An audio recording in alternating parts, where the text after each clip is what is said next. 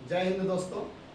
आज मैं आप लोगों के सम्मुख कक्षा 10 गणित का विषय लेके आया हूं और वहां पाठ 1 से मैं शुरुआत करूंगा और अंत तक प्रायिकता तक का मैं आप लोगों को चैप्टर वाइज चैप्टर आपके सामने मैं पर डे हल कराऊंगा।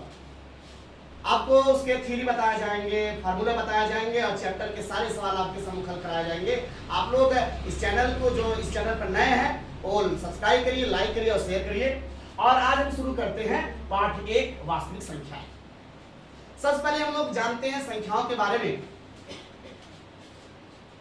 पहला हम लोग जानते हैं प्राकृतिक संख्या।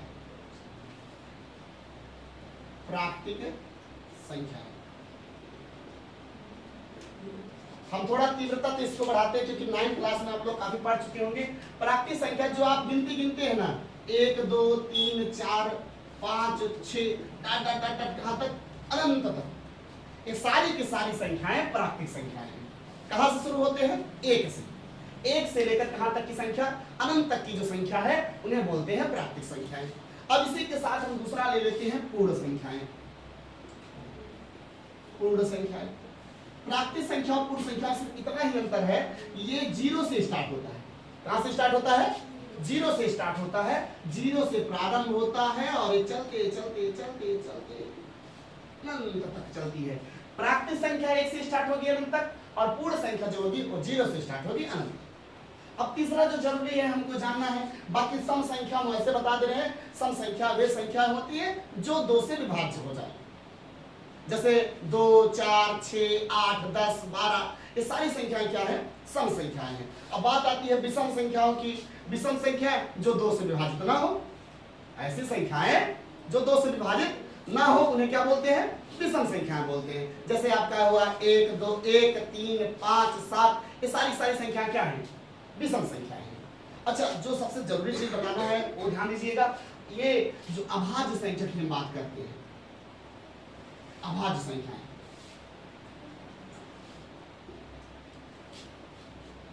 ऐसी संख्याएं जो स्वयं और एक के अलावा, ऐसी संख्याएं जो स्वयं और एक के अलावा किसी से भी विभाजित न हो, ऐसी संख्याएं अभाज्य संख्याएं कहलाती हैं। अब सबके मन में जहन में होगा, गुरुजी आपने 2 क्यों लिखा? 2 तो सम संख्या है। हाँ बेटा है, 2 जो है सम भी है और अभाज्य भी है और पूरी संख्याओं में एक इकलौती ऐसी संख्या है 2 जो सम होते हुए भी क्या है? अभाज्य है।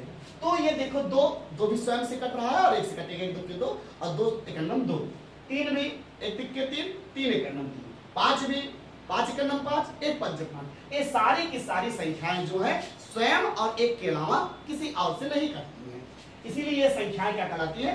अभाज्य संख्याएं कहलाती हैं। स्टार पॉइंट वाली बात जो मैं आप लोगों को अभी बताया कि 2 एकमात्र ऐसी संख्या है, एकमात्र ऐसी संख्या है जो सम भी है और अभाज्य भी, जो सम भी है और अभाज्य भी। याद रखिए बेटा, हाँ, 2 एकमात्र ऐसी संख्या है जो क्या है? सम भी है और अभाज्य है। बात समझ आ गई? अच्छा, तीसरे जो हमें जानना है वो जानना है, आप लोग लिखते रहिए, आप लोग लिखते रहिए, समझ रहे ना? लिखते रहिए। जैसे अब हम बात करते हैं जो इस चैप्टर में जरूरी है उन संख्याओं पर, उन परिभाषाओं पर मैं चर्चा करता रहूंगा। परिमेय संख्या, देखो जनरली जो परिभाषा है परिमेय संख्या की, ऐसी संख्याएं जिन्हें p/q के रूप में लिखा जा सके, ऐसी संख्याएं जिन्हें p/q के रूप में लिखा जा सके उन्हें क्या बोलते हैं? परिमेय संख्या बोलते हैं। क्या बोलते हैं? परिमेय संख्या बोलते हैं। लेकिन जो ध्यान देने वाली चीज है, यहां पर जो q है वो 0 नहीं होती है। q is not equal to 0, यानी ऐसी संख्या जिसे p/q के रूप में लिखा जा सके लेकिन q का जो मान है वो 0 ना हो, अर्थात p/q इक्वल टू परिमेय संख्या but q is not equal to 0। बस समझ गए? अच्छा, अपरिमेय संख्या हम अगर बोले,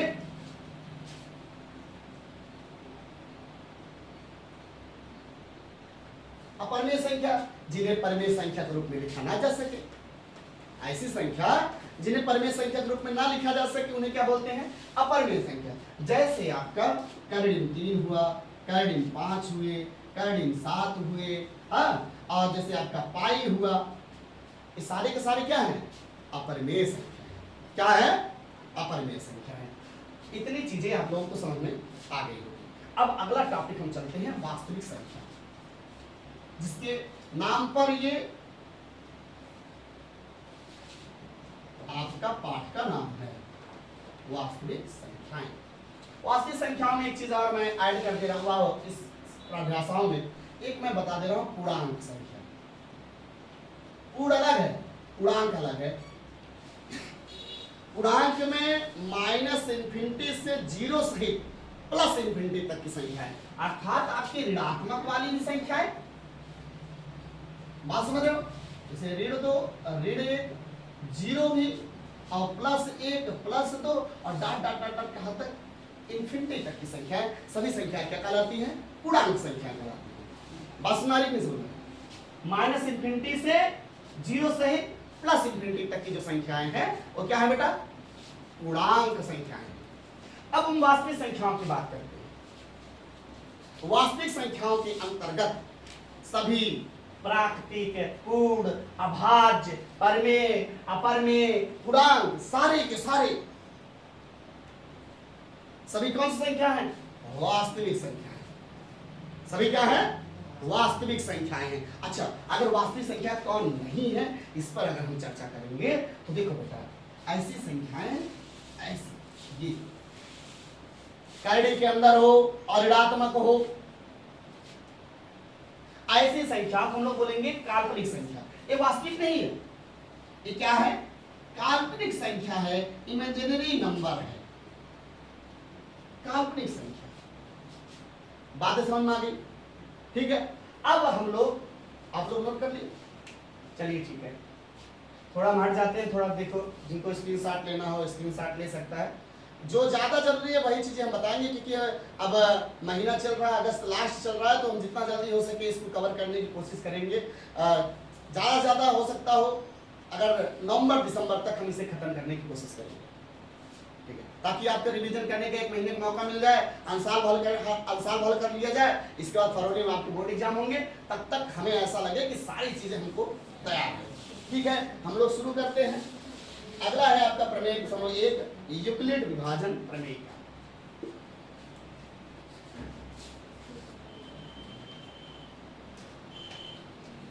बेटा देखो, वहां पर रुमाल है, कहते हो रुमाल, इससे थोड़ा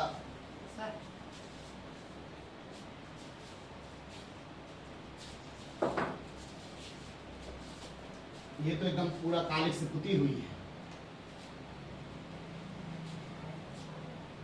चलिए, यूक्लिड विभाजन प्रमेय क्या है?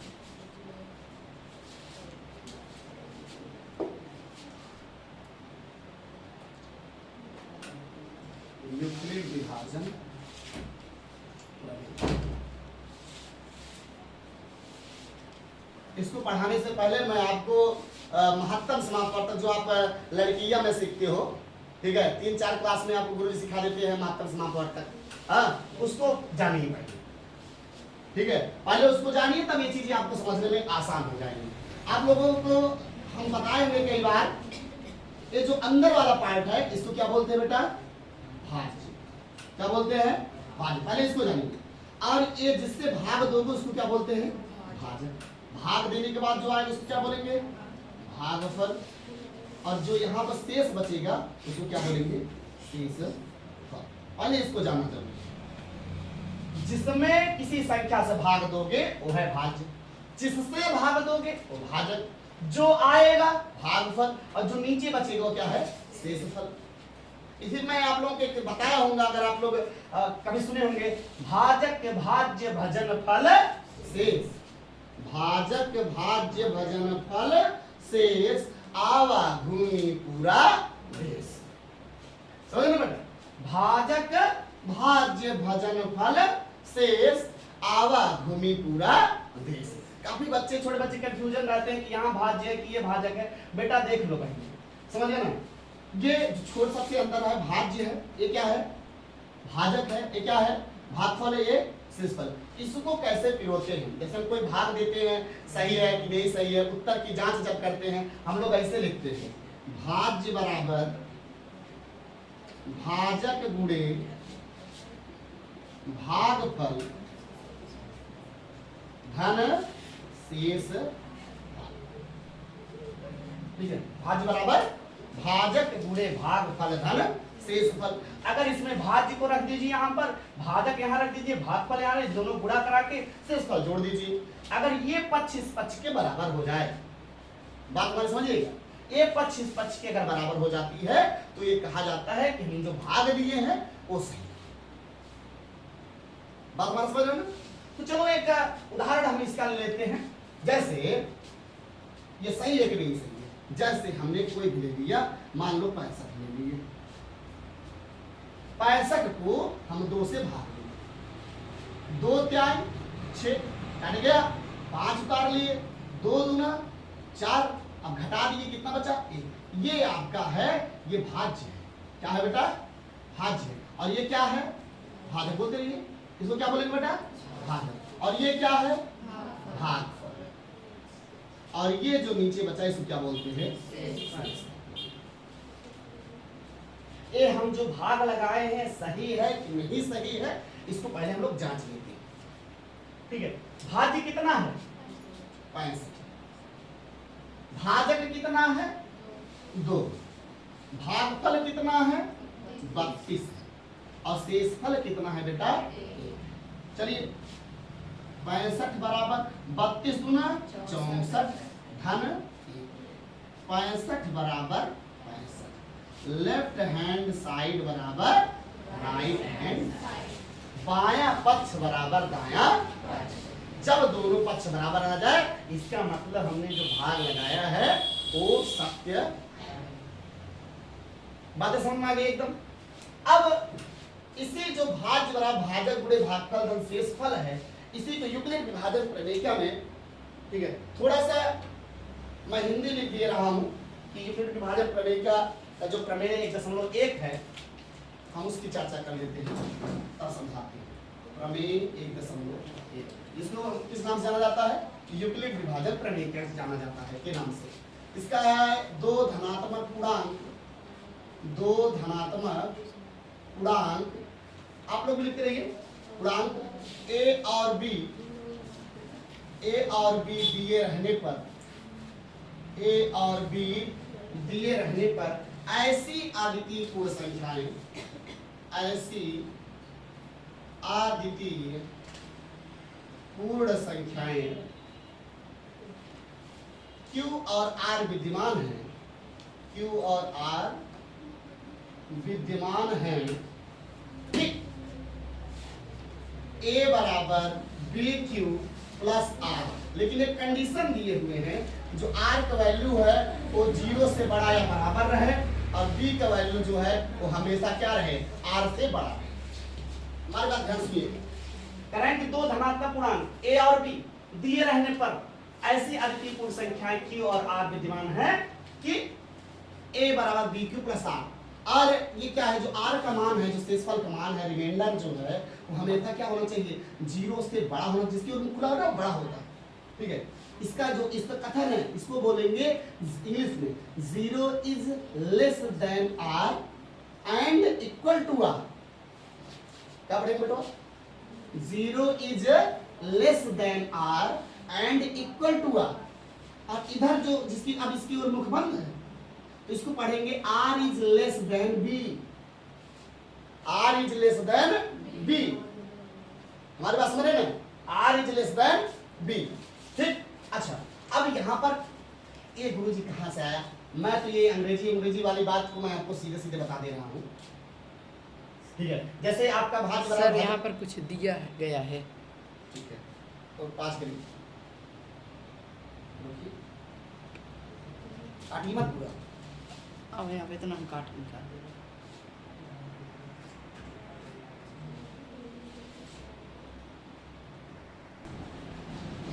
तो चलिए ये कहाँ से आया, ये अंग्रेजी दे गए हैं तो हम पहले हिंदी सीखते हैं कहाँ से आया। अभी आपको बताया था ना भाजक भाज्य भजन फल शेष उसी से हम लोग उठाते हैं।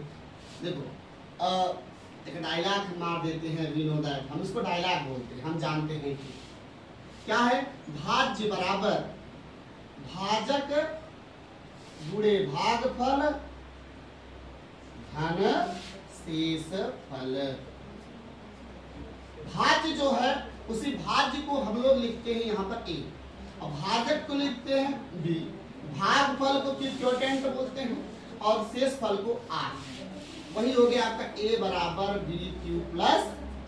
आप तो संदेह नहीं रहा ये कहां से आया है वही ना, भाज्य बराबर भाजक गुणे भागफल धन शेष फल, ए बराबर B Q plus R. Condition जानते हो, आर का मान 0 से बड़ा या तो बराबर होना चाहिए, और बी आर का मान हमेशा क्या होना चाहिए, बी से छोटा होना चाहिए, या बी का मान आर से हमेशा बड़ा होना चाहिए। समझ लो, एक सवाल ले लेते हैं, एक छोटा सा सवाल, जैसे आपका सवाल है क्वेश्चन 1 का 135 और 255।